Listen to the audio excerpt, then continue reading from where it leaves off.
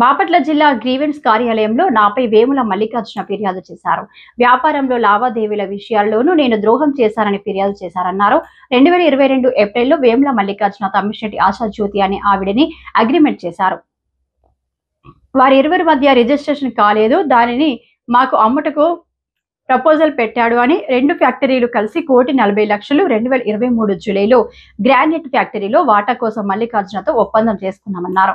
వేరే కారణాల వలన వారికి ఫ్యాక్టరీ రిజిస్ట్రేషన్ కాలేదు. ఆ విషయం నా వద్దకు రావడంతో ఇద్దరు వాటాదారులతో మాట్లాడి సెటిల్ చేశానన్నారు.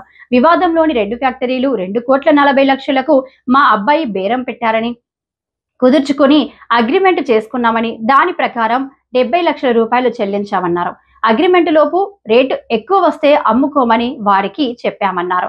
అమ్ముకున్న తర్వాత ₹2 వడ్డీతో డబ్బులు కట్టాలని రాసుకున్నామన్నారు. ఆ ఫ్యాక్టరీలను వేరే వ్యక్తుల వద్ద మల్లికార్జున తాకట్టు పెట్టి డబ్బులు తీసుకున్నారు.